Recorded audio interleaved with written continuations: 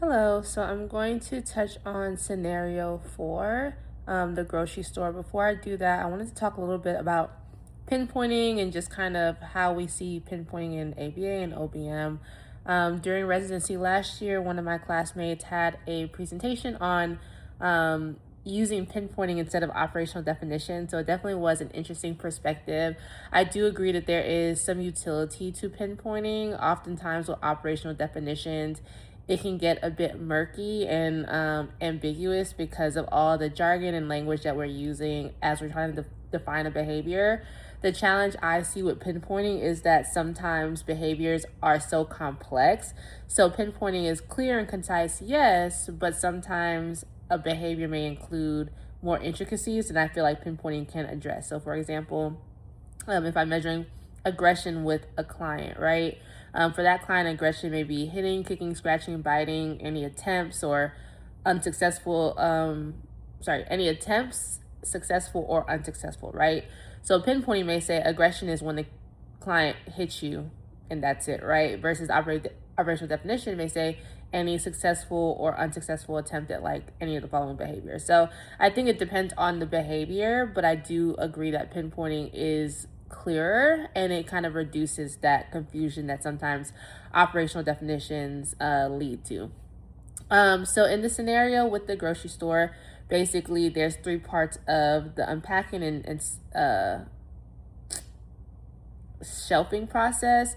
So unboxing the items, bringing them to the shelf, and then stocking the shelf to completion. So the challenge with Sam is that he is taking too long to complete the process. So the goal is to expedite that process. So number one, the outcome that aligns to organization's overall mission. So the overall goal is for customers to come in and have clear shelves that have all the items. So it reduces the need to really ask an employee where things are because they see everything, everything is stocked and clear.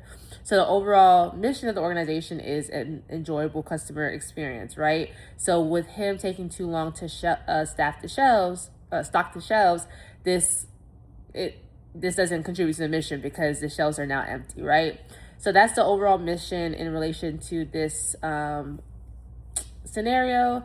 The desired direction of the change is to expedite his stocking behavior, right? We want him to complete the three steps of the process a little bit faster so that the shelves are stocked and then customers have what they need. So it reduces the need to ask employees where items are or the frustration that a customer may have from not having the right items on the shelf.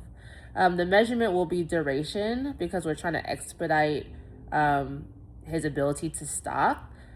So the detailed description of the desired outcome, again, is expediting this process. So it really just depends. I first would get a baseline for like the typical time it should take. So maybe looking at maybe two or three other employees who are quote unquote successful in their position as far as unpacking, bringing the items to the shelves, and then unboxing them, and then kind of getting a baseline score. So if on average everyone can unbox one box, bring it over to the shelf, and stock the shelf within like 10 minutes, that can be like the baseline goal for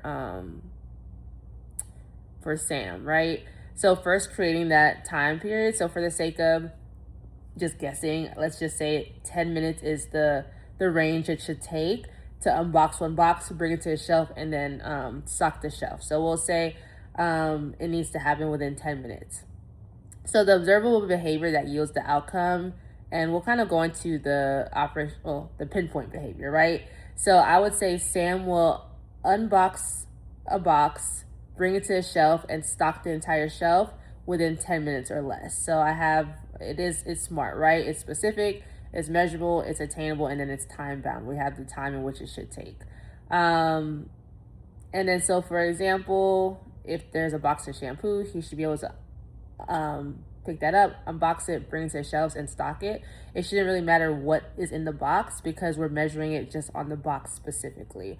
The reason being is that there's just too many things in the store to pinpoint exactly, with produce he should box it this fast, or with shampoo he should box it this fast.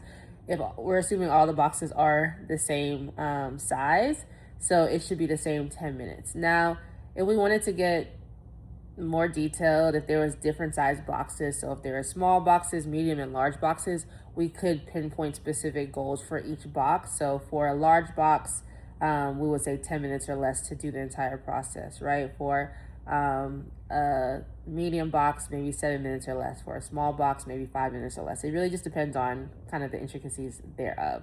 But I think that'll just help to pinpoint the overall goal. And then, of course, as we're talking to the employee, we want to tie this into the overall mission of the organization. So, hey, you know, we need these boxes to be packed and unpacked quicker so that we're not having empty shelves, and this ultimately helps your job, right? Because now the employees are more autonomous. They can do things more independently because we've done our the legwork up front. So that's how I would pinpoint the grocery store situation.